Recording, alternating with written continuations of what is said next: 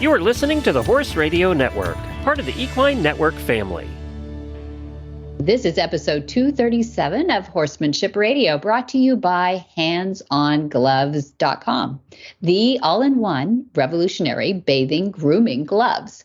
Horsemanship Radio is part of the family of the Horse Radio Network, and today we have Dad, my iconic Monty Roberts, who is not only part horse, I think, but also a great communicator to all of us about a horse he's working with right now.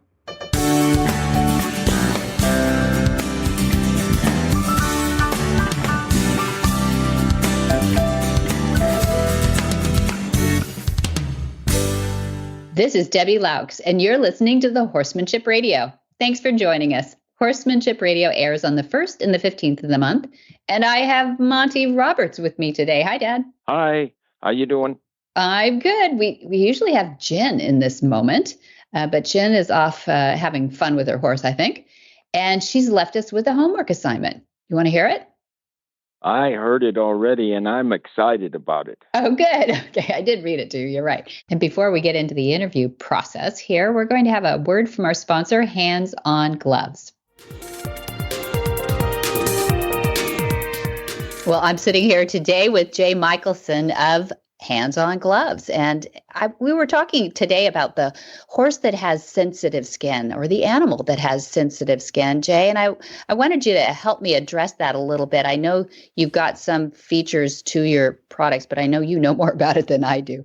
So what do you do? What do you say to the owner that has somebody with sensitive skin? Our gloves are made from surgical grade nitrile. So that makes them chemical resistant, mildew resistant, because you can bathe with them too. They're made to get wet. But across the board, there's no latex in them. So it's great for any animal, any people that have latex issues. There's no latex in it. They're just your hands. And if you have a thin-skinned horse or dog, they're cats, other animals, there are many animals that don't like to be touched in certain areas. But having the gloves on, it's just your hands. You get immediate feedback if you get to an area of that animal that is sensitive.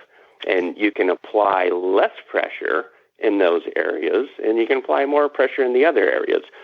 We have professional grooms that work from us. They groom for Olympians across the board, and these guys are phenomenal. And they did a study on mainly thoroughbreds, thin-skinned thoroughbreds, and they found out that most people are grooming too light. Oh, interesting. They're tickling the horses, and went in and applied just a little more pressure, and the horses loved it. And so that's kind of some of our experience with it. We have all kinds of animals and experience with that. I think you can throw these in the wash machine. Am I right? You can. Next time you bathe your animals with them, use the gloves. A little bit of soap suds up all the way. And what we do after we bathe our animals with them, we rinse them off, hang them out to dry, and they go back to new. You can throw them in the washing machine. Just don't put them in the dryer. And just throw them in the washing machine, hang them out to dry, and they go back to new.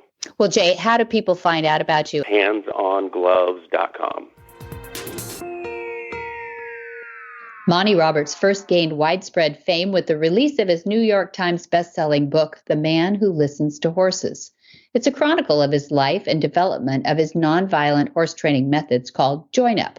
Monty grew up on a working horse farm as a witness firsthand to traditional and often violent methods of horse training and breaking of the spirit with an abusive hand. Rejecting that, he went on to win 11 World's Championships in the show ring. Roberts was encouraged by Her Majesty Queen Elizabeth II with the award of the membership in the Royal Victorian Order, as well as becoming patron of Join Up International. Other honors received were the ASPCA Founders Award and the MSPCA George T. Engel Humanitarian Award and the FEI's Man of the Year. Monty was recently included as Horse and Hound magazine's top 50 horsemen of all time. Monty is credited with launching the first of its kind Monty Roberts Online University in 2009. It's an interactive online lesson site that is the definitive learning tool for violence-free training. Today, Monty's goal is to share his message that violence is never the answer. So, we thought we would sneak in a little discussion about something that Jen has been discussing. I think it's been discussed in some other horsey circles, and there's some maybe money going around on this. No, I'm kidding. I don't think there is any. But I think people are a bit curious about a question that you've said you didn't think you'd been asked that exactly like that before. Well, that's true. I have not been asked about this question that I can remember, and yet I feel it's very important. Good. Okay, so I will read it as it's written in my notes here, and it says, the language of Equus has a very specific way in which you touch a horse's face as a reward. How and why did this come about? And are there ways in which we shouldn't touch our horse's face? And make it a conversation, not just do it this way, don't do it that way. On the broad scheme of things, you never touch a horse's body or face or any part of the horse when you intend to commit a criminal act, which is to cause pain. I don't think a horse needs pain caused to them for any reason whatsoever. That's just my opinion. There's a lot of people selling whips, so I don't know. But anyway, I want to talk about your hand and what it means to the horse, and particularly your hand and what it means to the horse when stroking the forehead of the horse, because I've used that as a calming effect. Now, how can that be a calming effect? I want you to hold your hand in front of your face a couple of feet and just look at the palm of your hand. Close all your fingers and hold your thumb close to your fingers and just look at that hand. It's quiet. It doesn't look evil to you. Now spread your fingers and curl them a bit, and then curl your thumb a bit. And what do you have? You have a claw. And a claw is what scares the horse most, definitely. And so we want, when we stroke a horse for calmness, we want the fingers closed, we want the thumb closed, and we want a slight bend to the hand so that it looks soft. And then you can rub the neck and you can rub behind the ears and up over into the crest area and all around there, and show them that the palm can be kind. And then you slide the palm around and over the eye and between the eyes and then up and down, and then just take the palm away, never spreading the fingers and never making a claw, which you've just learned to make. Now, I'm telling you that right now I'm working with a horse that has been beaten to death. I mean, it is unbelievable how badly beaten this horse was. And getting anywhere near a starting gate, this is a thoroughbred meant to go racing, but getting anywhere near a starting gate, she told me stories about things that happened to her that it would just curl your hair. Now, when you say she told you stories, this is in her body language, yeah? In her body language, yeah, for sure. Kicking, striking out, attacking the starting gate, attacking people around her. Very dangerous actions because she's trying to save herself. She's a horse, so she doesn't mean to be angry and aggressive and dangerous. Horses don't mean to be that. They are flight animals. So anyway, one of the things that I started with her is to learn to be kind to my hand, because my hand is going to be kind to her. And now she will come to me for almost anything that I ask her to do. She'll come to me and put her forehead right near me so that I can stroke her forehead. Then she feels good about what I'm asking her. And we're going to talk about her in a minute and the things that went on, and I guess I'm talking about her now. But she was in Florida, they tell me. She cost a lot of money, and it cost a lot of money to breed her mother to the stallion. So they have a lot of dough in this character, and she is beautiful and apparently very talented. But when they got to the starting gate, out came the whips and the chains and the guys grabbing the ears. You couldn't touch her ears when she came here. You could not touch either ear when she came here. And if you put a person on each side of her, then she wanted to kill both of them because that's what they do. They put one on each side, each having an ear, and 2 or 3 guys behind pushing to put them in the starting stall. And then the sides grab their sides, and everything becomes evil to them at the starting stall when pain is a part of the training process, and particularly the most sensitive ones. And she's sensitive times 10. Mm-hmm. Now, I was just with her this morning, and she's asking me some questions still. Are you really all right? Can I really trust you? And I'm telling you that I can read that in her. I'm going back down there at 1 o'clock. We're on 12:15 now, and I'm going back down there at 1 o'clock. And I'm going to take her to the starting stall for the first time in about 3 weeks, and just walk around and have a look. And I know it's going to be a challenge. I realize that because the starting stall is evil to her. But I have made a lot of progress. In fact, I can back her through a stall door 30 feet away on a 30-foot line. I can stand 30 feet away and just bump the line and back her up through the door, and then ask her to come out through the door forward, come all the way to me and get her rub, and then back again all the way in. So she's actually not going to go into the starting stall. She's going to back into the starting stall. And then it not likely to hurt her like it did when they were trying to jam her in head first. Palm of hand, fingers closed, thumb tight to your fingers. Make it look soft, make it feel soft, and rub in soft areas.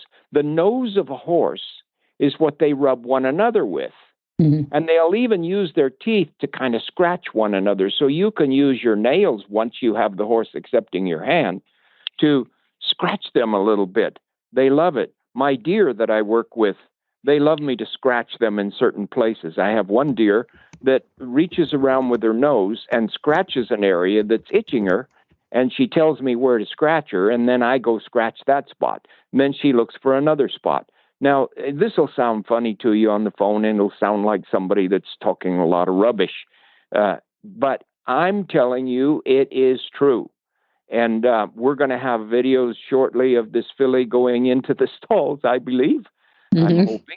So I don't know if I've told you enough about this hand and the forehead.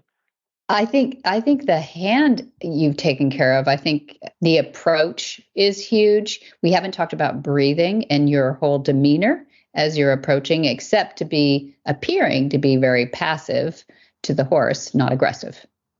Right? Oh, boy. You know, Debbie, I talked about all of this without even mentioning the breathing because it's just a natural thing for me now. But when you want the horse to realize that you're not attacking and that you're a comfortable, quiet, relaxed individual, then diaphragmatic breathing is the critical issue. And all of my students have to learn diaphragmatic breathing. It's the breathing down of the diaphragm so that it sinks way down into your intestinal cavity. Mm-hmm. And that means that the lungs can grow. And when the lungs grow, the alveolar sacs that make up the lungs stretch, and they're bigger, and they take in more oxygen. And no predator is ever breathing down, relaxed, when they're attacking. Right. But when you breathe down and you are relaxed and you're under diaphragmatic breathing, you're not likely to attack. And they can read you, the horses can read you from 100 yards away, whether you're relaxed and breathing diaphragmatically or not. Right. Or if you're breathing up high and you're ready to attack, they know that too. Right. And also, I mean, I think your most favorite saying is move like you're moving in heavy oil. Yeah. Put a drag on your muscles. Quick jerky moves or those of predators. And predators will breathe down and they will move as if they're in heavy oil while they are stalking. Yes. They learn to do it. But when they make the attack, then it's absolutely the reverse. And they breathe up and they get all the oxygen they can in their lungs and they stick their claws out and their teeth out and they make the kill. And that's how they live. So I'm not going to argue their point. That's the way they live. But we don't want to live with horses that way. They are flight animals, and we need to be more like them when we want to train them. Right. And one of the other things that some people who may not be familiar with all your teachings is that a predator never goes in, touches, and goes away. They just don't do it. If they go in and touch, they make an effort to eat the flesh of that animal. That's just the way they live. You can't blame them for it. God put them on earth to eat flesh. And I guess that controls numbers and all sorts of things. But if you go in, touch, and leave, relaxed, and moving as if you're in heavy oil, you go down on their list as a non-predator. Right. You go down on their list as a friend and not an enemy. I see it all the time when you're touching a horse in the chute. The horse is in the chute in a gentle, safe place, and you're reaching through, and they kind of get tense, like, what's going to happen here? Even if your hands are curled, even if you're slow, your breathing is down, you're doing everything right, that wild horse doesn't know what to expect. And then when you pull that hand slowly away and turn at a 45 or even walk away, I feel that horse, they snap their ears on you. They look at the back of your head and go like, what just happened? Yeah. Because you walked away and didn't attack. Yeah. And actually, Debbie, when they're in let's say the starting stall, they can't go anywhere. So they think they're in a spot where they're going to be eaten. Right. And they can't get away. And God has created them to want a way to get away. And when we put them in some cramped in spot with an impossible way to get out, that raises the nervous energy unbelievably. Sure. So the hand is everything to them. Your hand is coming in slowly, touching and leaving. And as you say, if it touches and leaves, it's probably not going to be a predator. It blows their mind. It really blows their mind. You can see them go, they lean into you even like, wait, what just happened? Right. And I can see them reassessing whether or not maybe you're a team member here. Maybe you're going to help me get out of here. I don't know. It's just, it just changes as you say, with athletic expressions, they just changed jerseys, right? Yeah. They just became the team member. That's exactly right, Debbie. And you know that I've been training horses professionally now for 70 some years. And I'm 88, and at 10 or 11, I was showing in professional contests. And do you know that I saw with my eyes, I saw people training horses that were professionals in competition that tied their heads to their tail. Yeah, horse's head to tail. Yeah. Yeah, and the nose touching their rib cage because they're tied so tight to the close tail right up by the bone. And then go to the offside where the head is faced away from them and take a pipe filled with lead so that it's heavy and they called it knocking down the neck. Right. And they said that they pound on the neck so that the muscles get sore, and then they're more responsive to the reins when they try to make a turn or rein them. And there were, I would say, 20 to 40% of the professional trainers in the 50s, around 1950, I first saw it. And I would say that nearly half of the trainers knock the neck down once a week on their horses. I saw it with my own eyes, or I wouldn't tell you this. That was the way it was. And before people start thinking, oh, they don't do it that way anymore, or they can't do it that way anymore because you get found out, just remember that I think every industry has its horrific background. The trouble is we can't let that tradition go forward. And there are still places on earth, and it's not always outside our boundaries, that this stuff happens, or at least the mentality happens, so that they're doing something. If not that, they're doing something that causes pain to the horse where they think, well, that's what you got to do, right? Yeah, that's just what you have to do, is their opinion. And most of the countries away from the United States are still that way. but England and Holland and Ireland and so forth, and Germany, they are moving my way quite rapidly. And do you know that the number one discipline in horsemanship is polo going my way? Taking up your concepts, Polo is nearly 100% my way. It's unbelievable. And it all happened in about 10 years' time due to two brothers, Gracida brothers, Memo and Carlos. Carlos is now passed away, but Memo is still alive. I saw him yesterday. And Memo and Carlos brought Adolfo Cambiaso here, who was the number one polo player in the world. And he saw what I did, and he said, "Oh, my God, we've been killing 52% of the young horses that we break in the process of breaking them. We kill them, 52%. And now it's been about 10 years that they've used my way, and there's not one dead horse in all of the horses that they started. And of course, there shouldn't be. So there shouldn't be. Yeah. So to get back to the starting gate issue one more time, though, there was a couple of things that you did that I thought were completely unique.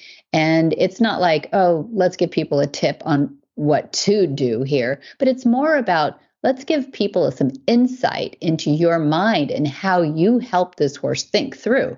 Tell me about putting this filly in the oval walker that we have, the Rower and Rube walker, just because it has enclosed spaces, not terribly tight, but enclosed spaces. Tell me what you were thinking there. Well, anytime that a horse is frightened of going between two places where they're going to be hemmed in, and if they've had violence enacted upon them, they're apt to do that.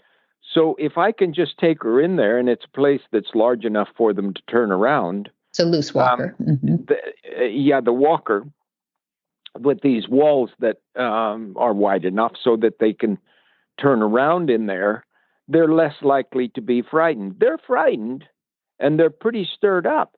But after you walk them in there and turn them around several times, they quiet down because they know it's not a place of danger or pain.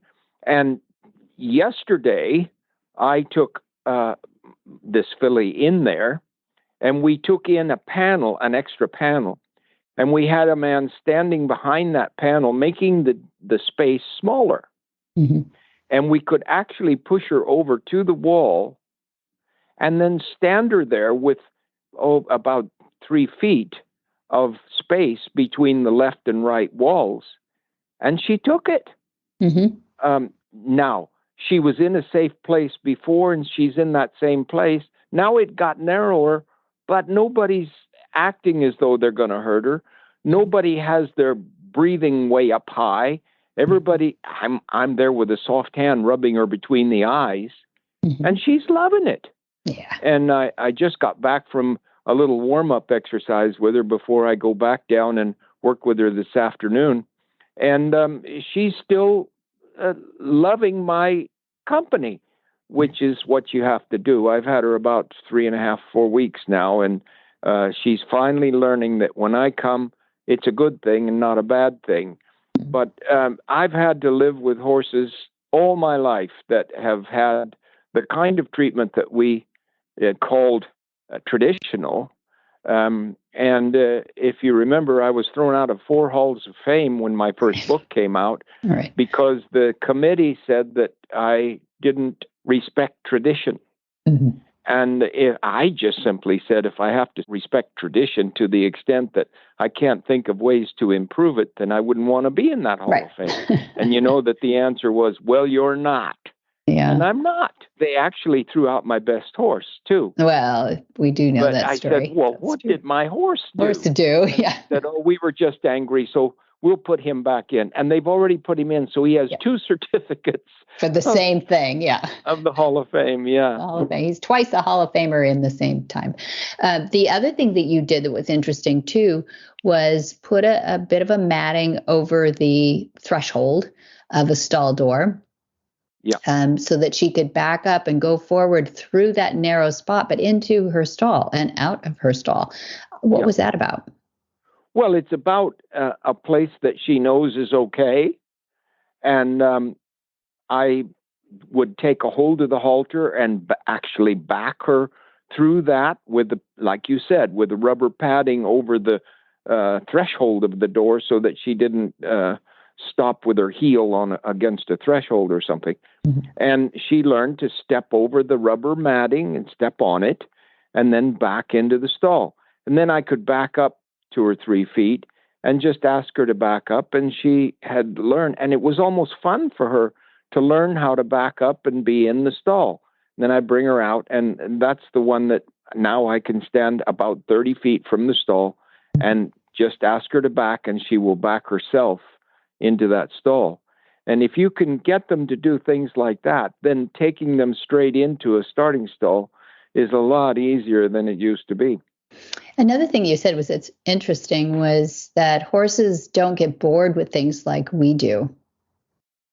Oh, no, they don't get bored. They'll do things over and over again.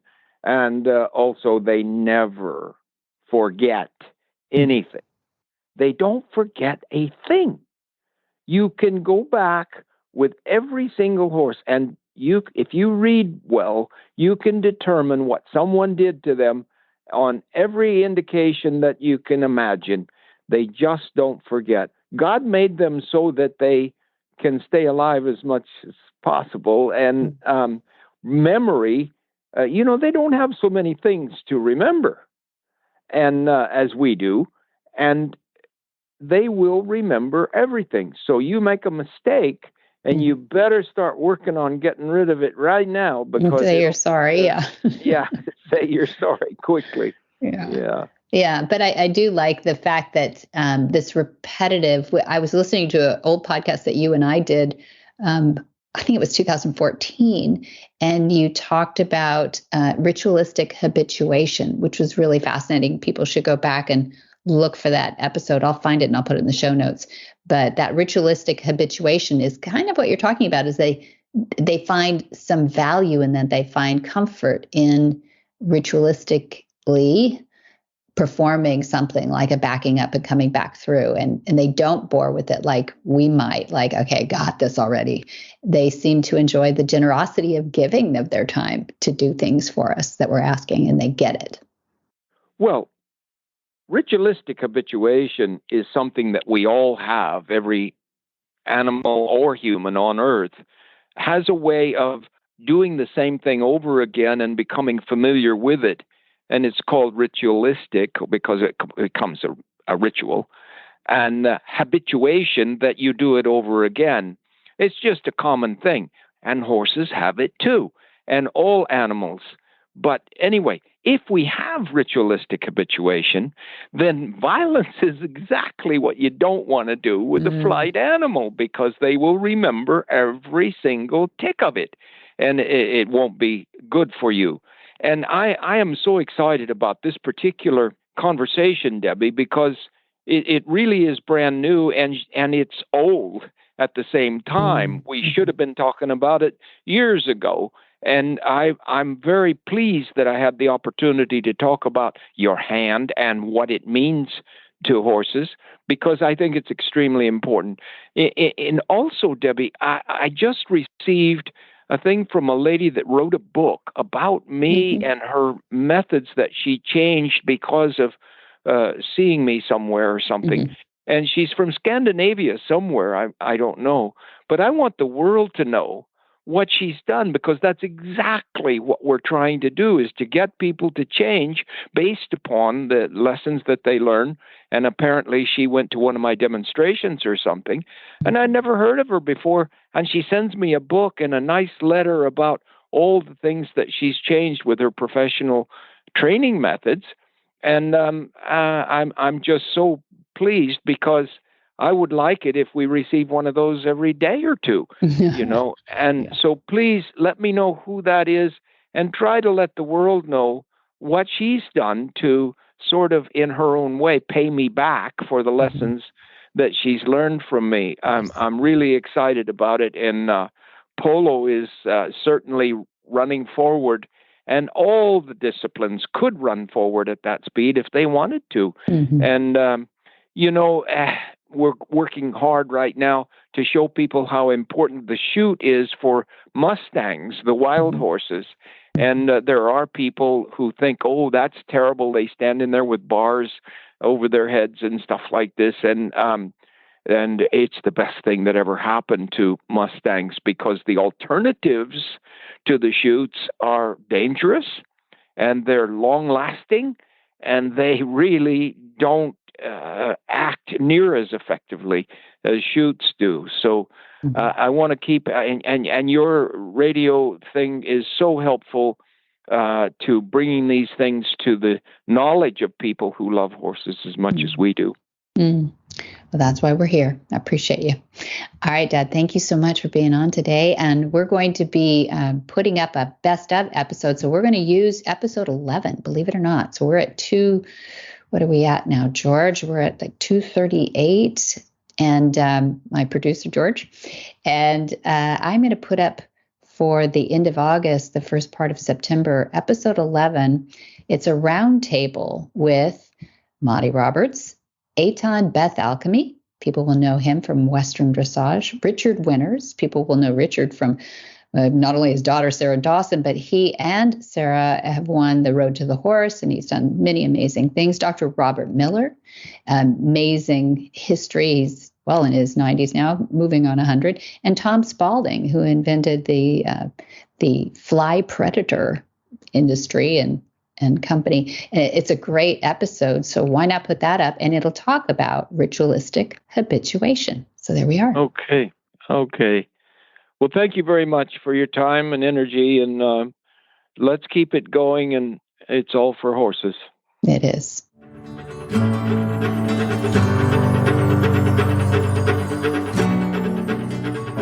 Imagine if you could take Monty to the barn with you. Watch and learn as he addresses each challenge with your horse and answers your questions too.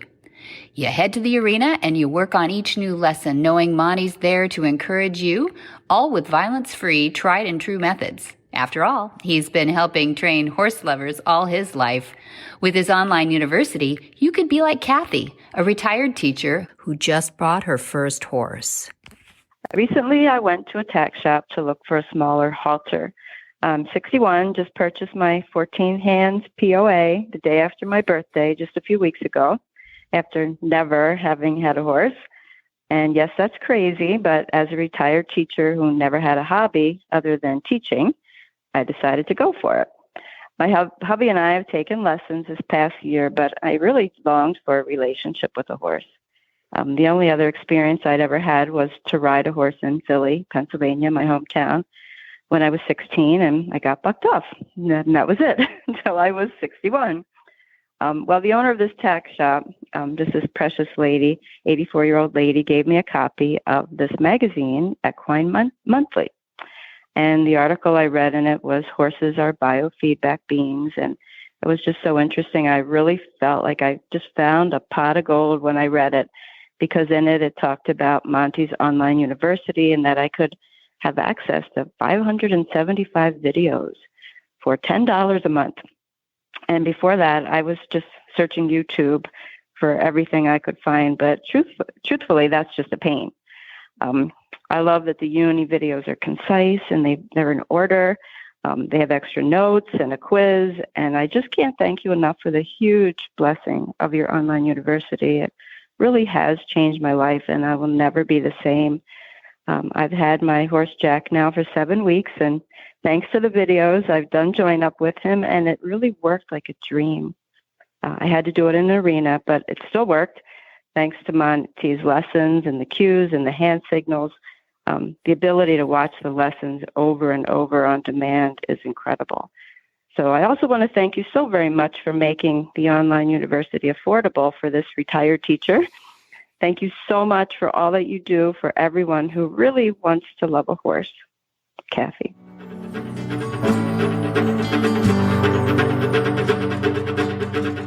Founder of AponaHealing.com, Lidia Kuleshnyk is founder of the Apona Healing Ranch, a place of equine-assisted therapy and equine healing retreats. Starting at the age of 10, Lidia developed a deep relationship with horses, animals, and nature. This connection helped her heal her chronic health conditions. Best-selling author and columnist Lidia was recognized in Expert Profile magazine and Passion Vista magazine. Well, welcome, Lidia Kuleshnyk. I am so happy to have you on the radio show today, Horsemanship Radio. How are you? Oh, I'm very good. And how are you, Debbie? And I wanted to just express my gratitude. It's a true honor and pleasure to be on your show today. It's my pleasure to have you on too. I should explain too. I say the radio show. Back when we started the show 10 years ago, believe it or not, people didn't know what a podcast was, right? And so I remember consulting with my producer, Jennifer's husband, who they're founders of this network. His name is Glenn Hebert. And I said, what do we call it? Horsemanship podcast? And he said, no, it's like horsemanship radio. And so we stuck with that. But now that's more confusing because they'll say, where do I find it on the dial? Right? Right. You can't find it on the dial. But podcasts are now pervasive. Have you been on others before, Lidia? Yes, I have. I'm just spreading my wings in my world of horses. So I've been on a few. Great. Okay. Well, you know that the fun thing about our show is we're not very specific. I mean, horsemanship is a big, broad category, right? And Dad, Monty Roberts, was delighted to actually fall into this category of horsemanship because he doesn't feel like he's discipline specific or anything specific except in favor of the horse. He's an advocate for the horse. And I feel like you are too.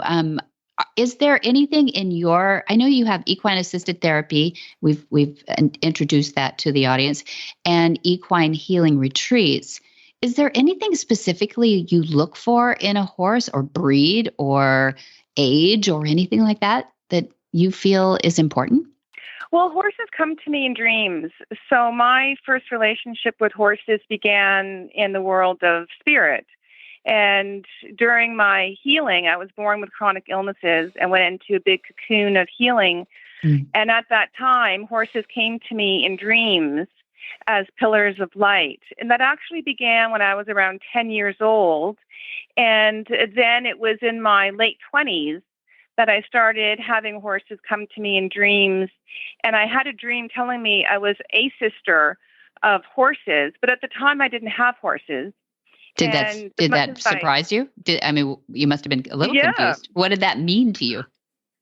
Well, it didn't mean anything at the time. Yeah. So I just wrote it down on a piece of paper and continued with my healing.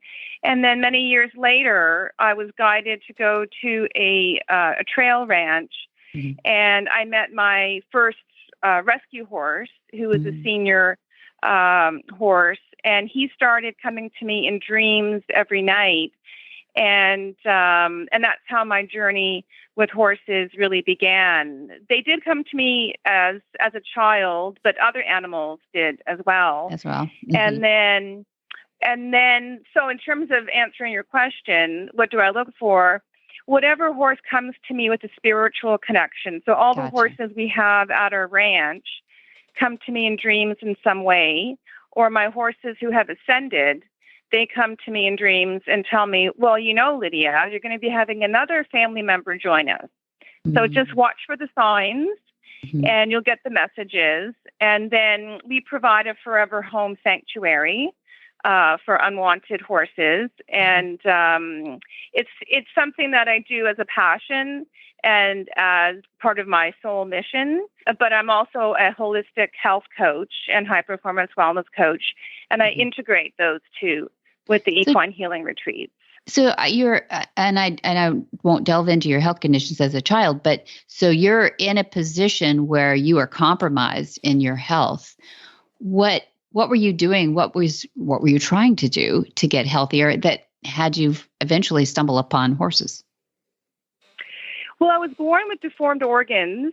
And so at the time, I'm 58 now, so that was 58 years ago. Yeah, at the time, doctors weren't familiar, with what to do, really.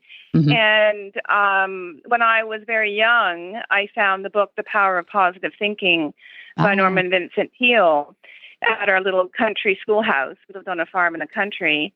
And doctors just weren't able to help me. So I had decided at the age of 10 that I had to do something and that I was not going to live the rest of my life in chronic pain and slowly degenerate. And that's how my journey began. And so from the age of 10 into my teens, I did all sorts of different medical things, which again, were trying to be helpful. But because I was born with my condition, it's what we call our constitution, rather than trying to heal a condition that you develop. I see, right. It was much more challenging. Mm-hmm. But I never gave up. And I always knew I would heal. I had no doubt. That's so good. when I work with clients in my professional practice who want to heal from chronic illnesses, we use the mantra, not recovering is not an option, if that's the path that they would like to go. And so horses then started coming to me in dreams to help guide me on my healing path and guide me to Reiki and healing food. Right. So on the horses though, do you eliminate some horses that came to you in your dreams, but you acquire horses for your practice or for your retreats?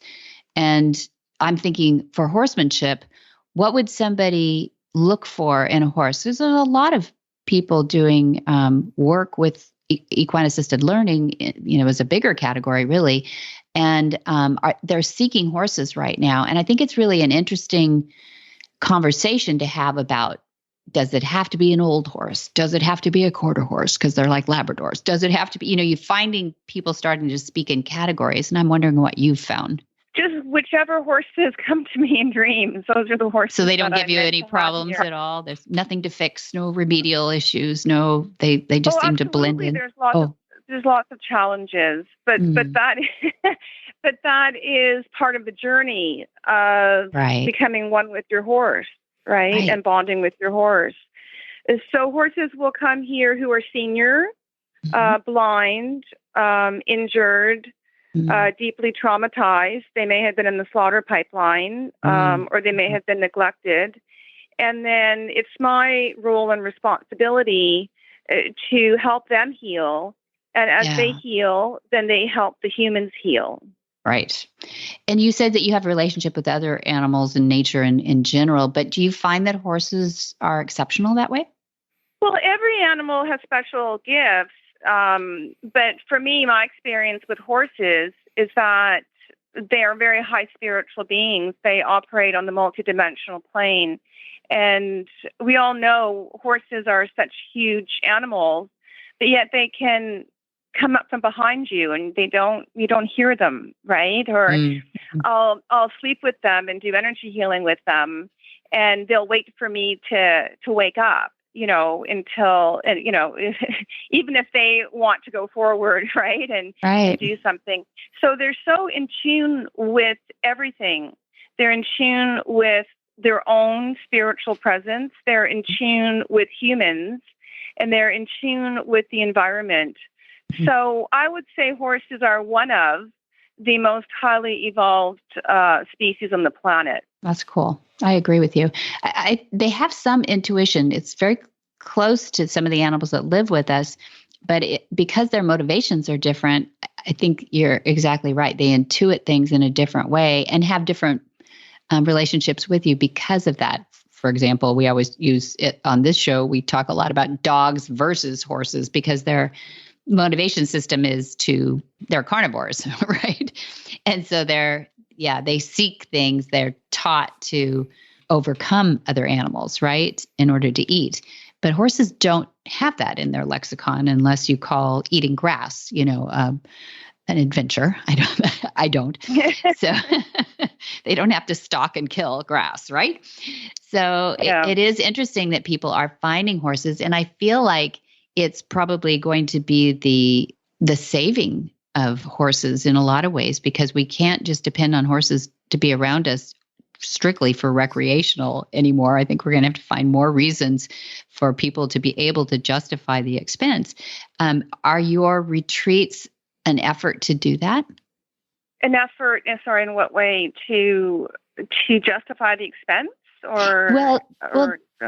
And to keep horses around and show people that you can keep horses around for other things than, just recreation.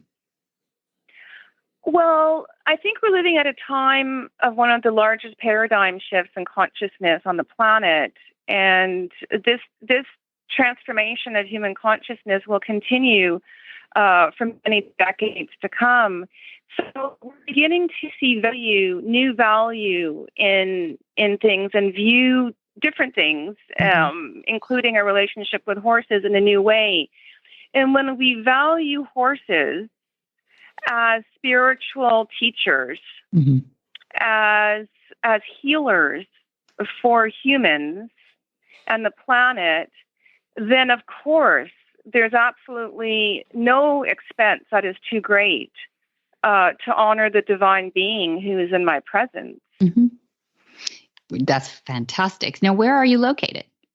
Where do you have this? We're located in Eastern Ontario in beautiful Rideau Lakes, Canada.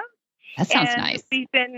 It's beautiful. It's got the Canadian Shield and the classic granite rocks.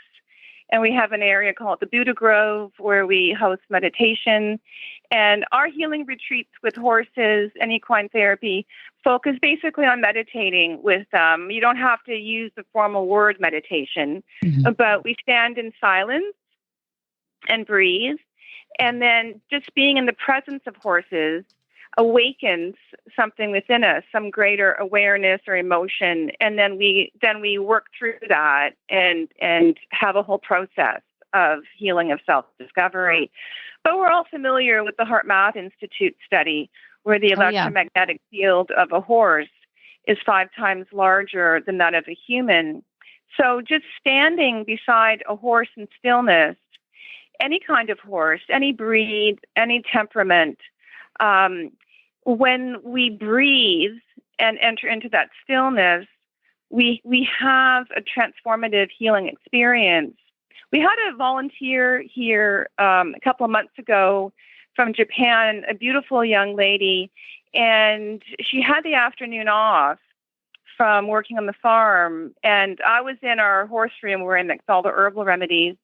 And she came in and she was crying. And I said, "Is everything okay?" And she said, I just had the most beautiful, life-changing experience with our horse, Macy. And I said, "Well, what happened?" And she said, "I just stood beside her." So that's where the evolving consciousness and the value of horses as our partners in our healing and personal development. By being with horses, we can access something within ourselves for our own healing and personal growth that is more efficient, you might say, and more a direct soul connection than taking a longer route to get there.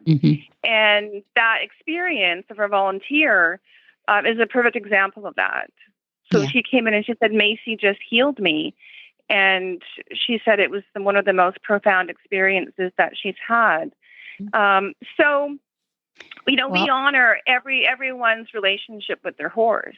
Sure. That's great. And that is exactly why we need to keep horses in our lives, I think, because I think there's more of those breakthrough discoveries, and we don't even have to define what they are. They just happen, that are happening all over the world. I will tell you, Dad's been in 41 countries now too, and he finds consistency in this message throughout the world, which is pretty cool. There aren't too many things you can say that are throughout the world consistently positive like that. And the way we treat our animals is becoming more and more of an awareness, and I think it's helping.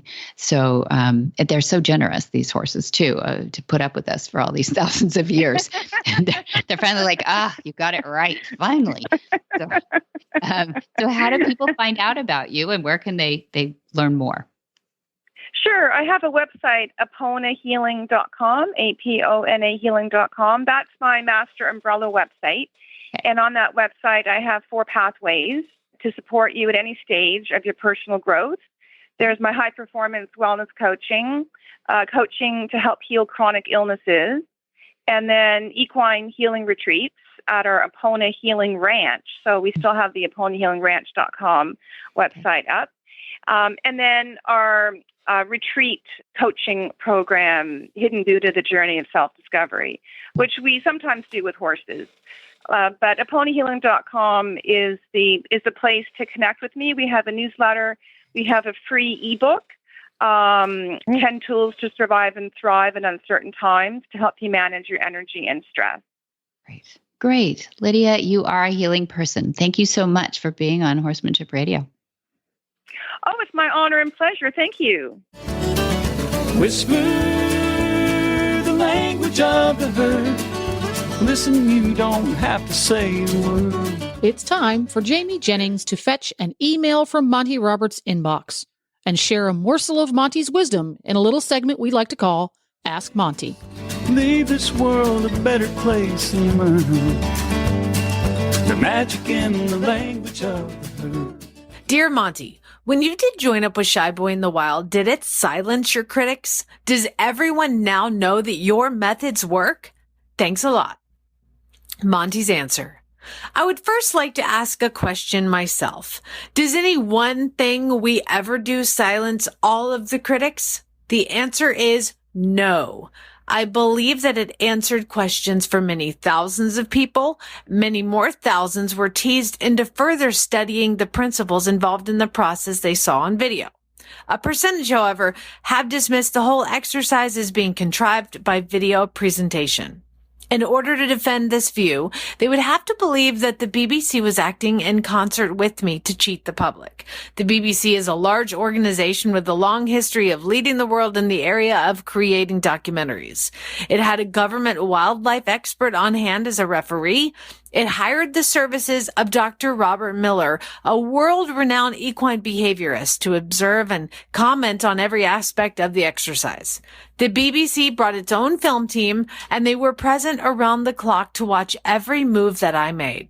Shy Boy was wild when we started and carrying a rider when we finished, and yet some people said that he was trained before the filming event. Others maintained that we used drugs in order to accomplish the task.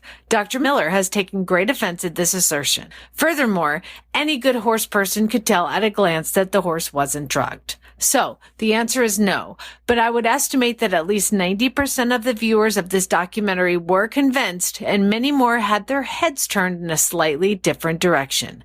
I am pleased that I did it, and I sincerely believe that Shy Boy is pleased as well. What in the wide, wide world of sports is going on here? Where in the world is Monty Roberts? Monty is looking forward to meeting some new friends, two-legged and four-legged. So we're off to Brazil right now, but in August at the school, we have August 14 through 16, Introductory Course Module 3, Longlining, and then August 17 to 19, we have Introductory Course Module 4, that's preparation for the intro exams. Then in September, make plans to come because we have some really fun things happening in September. We have on the 9th, Mountain Trail Play Day. That's open for the public to come and sign up. And then 29th through October 1st, we have our HandsOn Healing. That is the one for our post-traumatic stress. Healing with horses with our veterans. And then October is a big month for the school. We have 9 through 13 are the introductory exams. 14th, we have a Mountain Trail Play Day. 16 through 28, we have an introductory course of horsemanship. That's the full 2-week course. But you can come for the modules, which is 16 through 18. That's Module 1, First Steps to Monty's Methods. Module 2, which is 19 through 21. That's the Join Up. October 23 through 25 is Module 3, and that's long lining. And then the 26th through the 28th is preparation for the exams, Module 4. So you can see all of this at montyroberts.com. It's a lot easier to read it than to listen to me. And you can call also if you have questions to 805-688-6288. And for details about today's show, you can go to horsemanshipradio.com and you can find links and photos and more information about our guests right there. And always, this is where Jen says, we love your feedback. So please follow us on Facebook at facebook.com/Monty Roberts. Or at Twitter, it's Monty_Roberts. And Instagram, it's Monty_Roberts. Those all have their own place. So go and see them wherever you usually do your social media. And many thanks to our sponsors too. That is HandsOnGloves.com. That's Jay Michelson and the great team over there at Hands On Gloves who've just come out with a finishing glove and a new hoof pick. And they use all the intelligence you can muster to make both of those too. So try those new products and be sure to visit all the other great shows too on the Horse Radio Network at www.horseradionetwork.com. Until next time, have many happy horse hours.